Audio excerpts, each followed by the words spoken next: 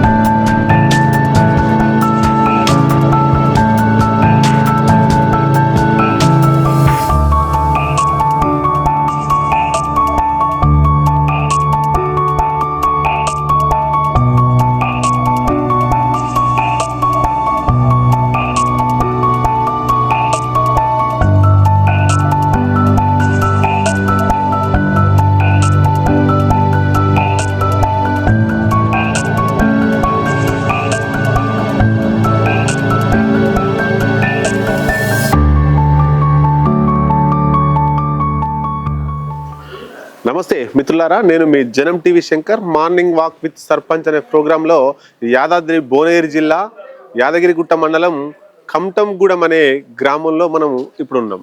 ఇక్కడ సర్పంచ్ గ్రామ పంచాయతీ లోపల ఉన్నారు. సర్పంచ్తో ఈ ఊర్లో మార్నింగ్ వాక్ చేస్తూ సమస్యలు ఏమున్నాయి, ఎట్లా ఈ గ్రామాన్ని అభివృద్ధి పదంలో నడిపిస్తున్నారు అనే విషయాన్ని మాట్లాడే ప్రయత్నం చేద్దాం. వచ్చేసి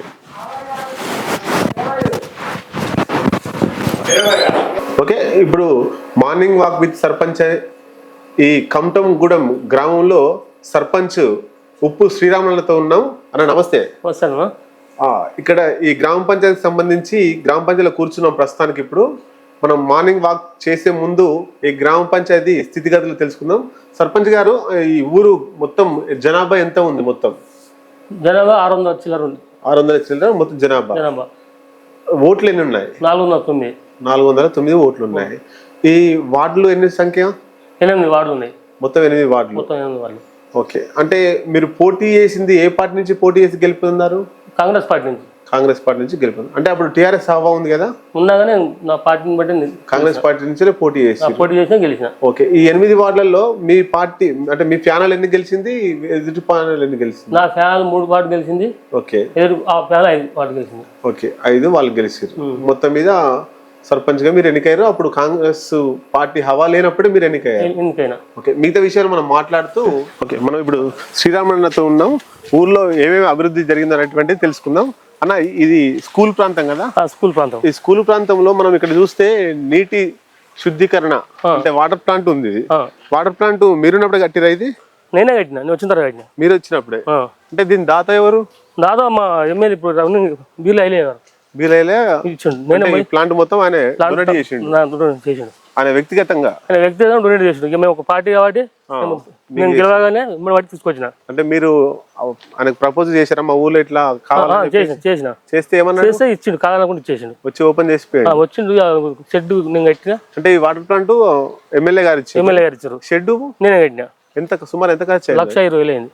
అంటే మీరు వ్యక్తిగతంగా కట్టారా గ్రామ పంచాయతీ నుంచి? సొంత డబ్బులే కట్టారు.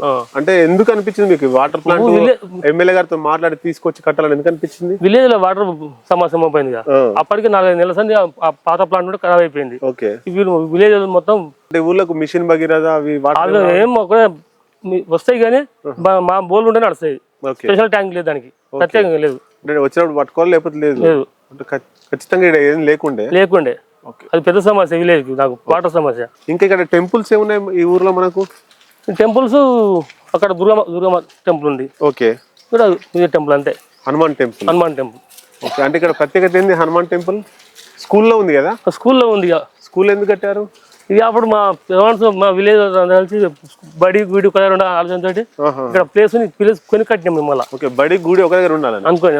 ఓకే ఓకే, అంటే ఇక్కడ ఏం చేస్తారు? మాలలు అట్లాంటి మాలలో వేరు కానీ పూజలు చేస్తారు. పూజలు చేస్తారు రెగ్యులర్ జరుగుతుంటాయి? రెగ్యులర్ చేస్తుంటారు. అంటే ఊరు ఊళ్ళో భక్త బృందం ఉంది, వస్తారు ప్రతి శనివారం ప్రతి మంగళవారం. అంటే డిస్టర్బెన్స్ కదా స్కూల్ కి? నైట్ చేస్తుంటారు, పొద్దునకి ఏముండదు. బడి గుడి ఒక దగ్గర ఉంటే కొంత స్కూల్ జరిగేటప్పుడు స్కూల్ కి ఇంత డిస్టర్బెంట్ కాకుండా చేస్తారు నైట్ టైంలో. ఓకే, స్కూల్ మనకి ఇక్కడ ఎంత వరకు ఉంది? ఫిఫ్త్ క్లాస్ వరకు ఉంది. ఇక్కడ 5th క్లాస్ అయిపోయిన తర్వాత పిల్లలు మళ్ళీ ఎక్కడికి పోవాలి? రఘునాథపురం విలేజ్ పోవాలి. ఇంటర్మీడియట్ కి ఎట్లా పోవాలి? ఇంటర్మీడియట్ డిగ్రీ ఆలరికి వెళ్తారు. ఓకే, అంటే బస్ సౌకర్యం ఉందా ఇక్కడ మనకు? ఉన్నది. ఎక్కడ అంటే ఓన్లీ ఈ ఊరు నుంచి ఉందా, వేరే ఊరు నుంచి ఇట్లా వెళ్తుంటే? గుట్ట నుండి వస్తుంది, గుట్ట నుండి కొరటూరు అని రఘునాథపురం మీదకి ఆలరికి వస్తుంది. ఆలరికి వస్తారు. అంటే పిల్లలంతా కూడా బస్కే పోతారు? బస్కే పోతారు. అంటే ఎంత సుమారు ఇక్కడ ఎంతమంది ఉంటారు పిల్లలు చదువుకునే వాళ్ళంతా? ఆలరికి పోయే వాళ్ళంతా కూడా ఉంటారు, ఒక 20-25 మంది ఉంటారు. 20-25 మంది ఉంటారు. ఓకే ఓకే, పల్లె ప్రకృతి వనం అంటే ఇది మెయింటైన్ ఎట్లా ఈజీఎస్ నుంచి చేస్తున్నారా? గ్రామ పంచాయతీ సపరేట్ చేస్తున్నా? ఈజీఎస్ నుంచి చేస్తున్నారు. నర్సరీ రెండు ఒక దగ్గర ఉన్నాయి. టీకే పెట్టినాం. అంటే ఇదంతా కూడా మేము కొన్నాం. గ్రామ పంచాయతీ మేము కొన్నాం. ఇది గ్రామ పంచాయతీ కొన్నారా? ఇది నేను ఇంతకు మా పాల సొసైటీ చైర్మన్. నేను మీరు పాల సొసైటీ చైర్మన్? 2003 నేను చైర్మన్ ఉన్నప్పుడు ఈ ల్యాండ్ కొన్నా. ఏది? అరేగ్రం. ఓకే, అంత ముందుకు అది కొన్నారు స్కూల్ కి. ఓకే, పల్లె ప్రకృతి వనం ఇది నర్సరీ. అండి చెట్లు బాగున్నాయి. అన్ని పెట్టలేదు, మనం పెట్టలేదు. ఓకే, ఇది క్రీడా ప్రాంగణం. అంటే ఇది గ్రామ పంచాయతీ సంబంధించిన ల్యాండ్. ఇక మా ఊరు అనుకోవాల్సిందే. ఇక మేము ఇంకో సొసైటీలో మేము అందరం మెంబర్ కాబట్టి కొన్న భూమే, కానీ ఈ ఊరికైనా ఎట్లయినా మనకేం ఉండదని చెప్పి ఇల్లు పెట్టించాం. ఓకే, మనకు ఈ ట్రాక్టర్ సంబంధించి మెయింటెనెన్స్ అన్ని కూడా మీకు నిధులు వస్తున్నాయా? మొత్తం నేను జోలికి పెట్టిన 4.5 సంవత్సరాల సంది. ట్రాక్టర్ సంబంధించి ప్రతి ఒక్క ఐటమ్ డీజిల్ తో సహా నేను పెట్టిన. ట్రాక్టర్ ఎంత సుమారు నెలకు ఎంత ఖర్చు అవుతుంది? నెలకు 3,000 అవుతుంది డీజిల్ కి. రిజిస్ట్రేషన్ 30,000 అయినాయి.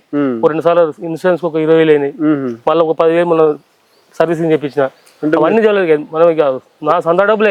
ఓకే, అంటే ఇంకా అంటే గ్రామ పంచాయతీ రావాల్సిన నిధులు అన్ని వస్తున్నాయా లేదంతా కూడా మీరు రాకనే కదా వస్తే? ట్రాక్టర్ గవర్నమెంట్ ఇచ్చిందని చెప్పారు కదా, అంటే ఫైనాన్స్ మళ్ళీ ఎక్కడిది? గవర్నమెంట్ అనిపించింది. మా గ్రామ పంచాయతీ కింద 4 లక్షలు ఉంటే కట్టి మిగతా అమౌంట్ ఈఎంఐ కడుతున్నాం. గవర్నమెంట్ వేయలే, మా జీపీ ఫండే. అంటే కేసీఆర్ ప్రభుత్వం చెప్పుకున్నారు కదా అప్పుడు? చెప్పురు, అది అన్ని మాటలు చెప్పుకోరు. అంటే ప్రతి గ్రామ పంచాయతీ ఫైనాన్స్ కట్టాల్సిందే. డబ్బులు ఉన్న మొత్తం క్యాష్ పెట్టి తెచ్చుకోరు. నెట్ మా చిన్న గ్రామ పంచాయతీ డబ్బులు లేవు కాబట్టి ఈఎంఐ పెట్టి అంటే నెలకు 10,000 కట్టాల్సిందే. 12,000 కట్టాల్సిందే. 12,000 ఈఎంఐ. అన్న ఈ ఊర్లో మొత్తం మెజారిటీ ఏ కమ్యూనిటీ ఎక్కున్నారు? మొత్తం మున్నూరు కాపు.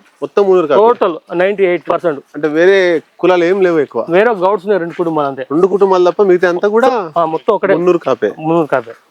అంటే ఎట్లా సాధ్యమైంది? అంటే ఒకటే కమ్యూనిటీ ఎట్లా ఉంటారు? ఏమో అప్పుడు అప్పట్లో మా విలేజ్ పేరు కమడం కూడా ఎందుకు వచ్చిన సగానికి ఎక్కువ కమడం వల్ల ఉంటారు. ఆ పేరుతో ఊరి పేరు వచ్చింది అనుకున్నాను నేను. ఓకే, అంటే కమ్యూనిటీ తోటి ఊరి పేరు వచ్చేసి అట్లా. ఓకే, కానీ మొత్తంగా మీరు ఫస్ట్ రాజకీయాలకు ఎప్పుడు వచ్చారు? నేను రాజకీయాలు 2000 వచ్చిన. 2000 సంవత్సరం రాజకీయాలకు వచ్చిన కానీ ఏ పార్టీలో ఉన్నారు?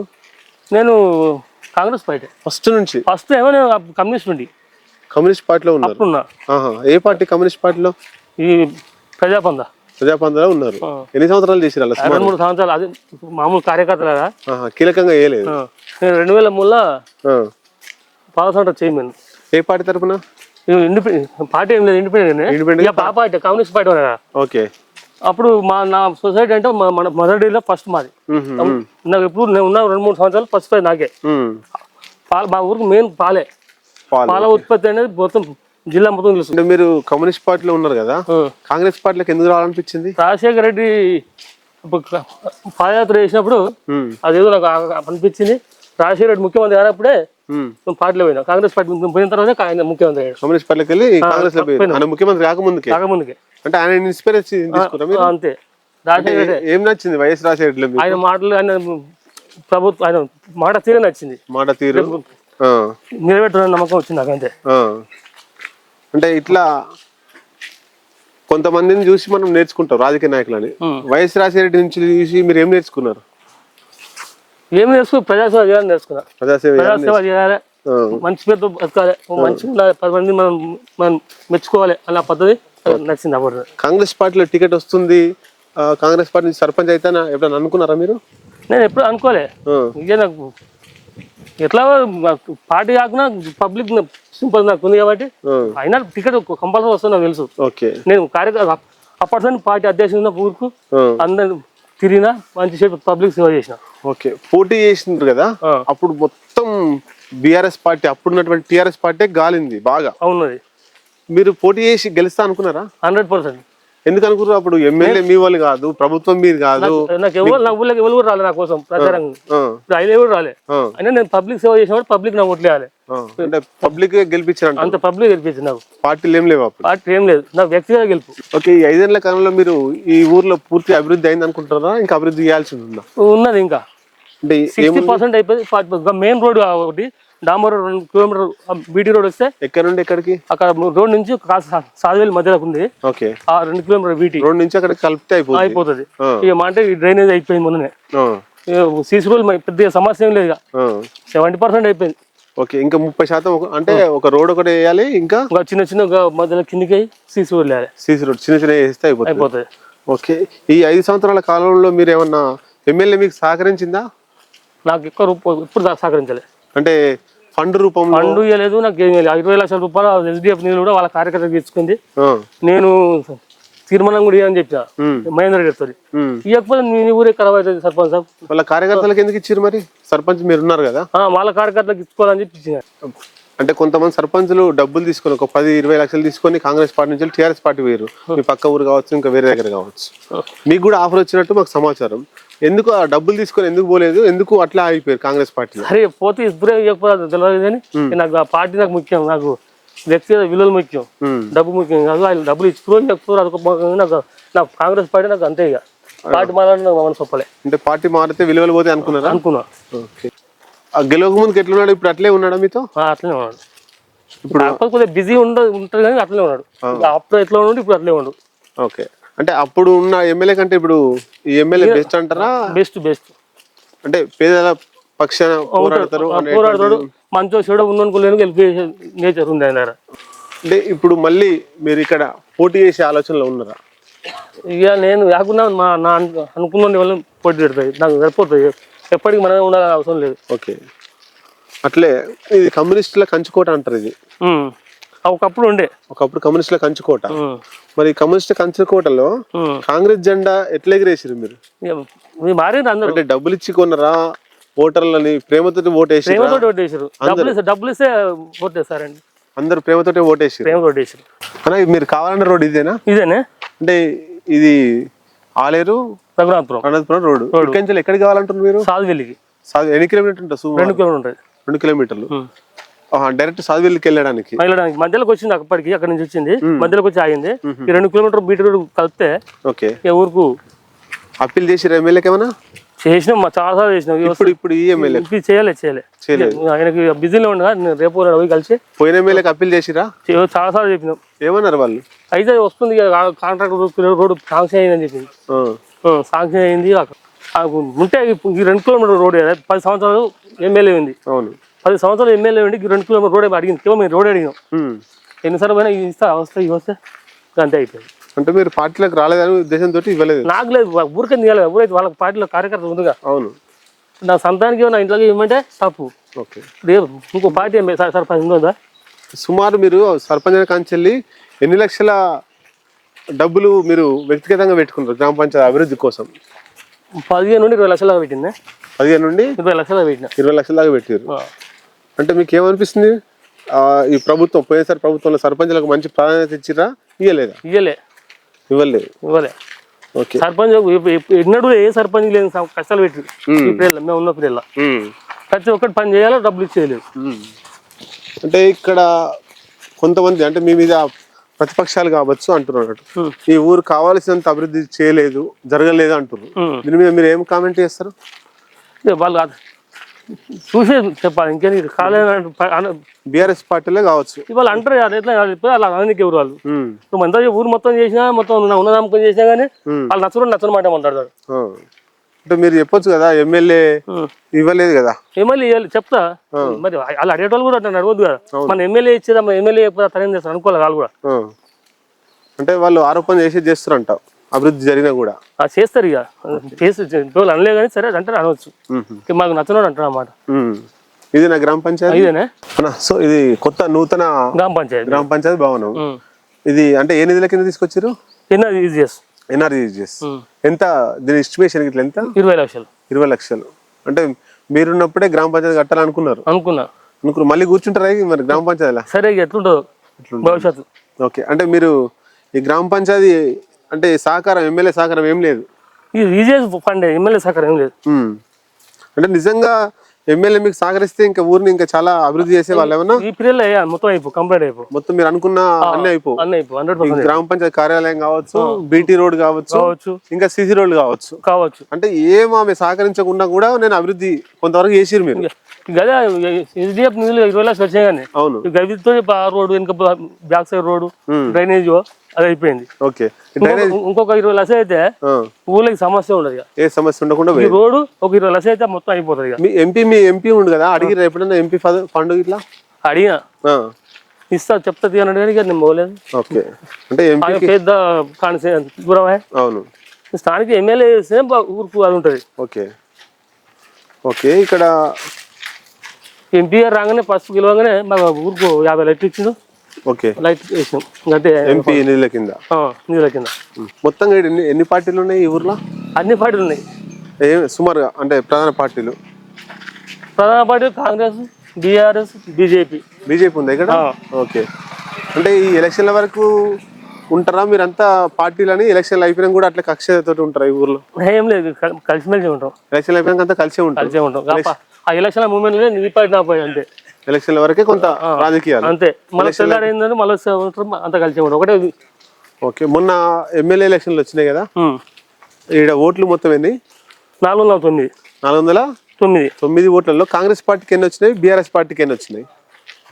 175 కాంగ్రెస్ పార్టీ. ఓకే, 145 బీఆర్ఎస్ కు. అంటే ఎక్కువ బీఆర్ఎస్ కాంగ్రెస్ పార్టీకే వచ్చినాయి. కాంగ్రెస్ పార్టీకి వచ్చినాయి. ఓకే, అంటే అది ఈ ఊర్లో ఎందుకు లీడ్ ఇచ్చింది కాంగ్రెస్ పార్టీకి? నేను సర్పంచ్ అప్పుడు 30 ఓట్లతో గెలిచిన.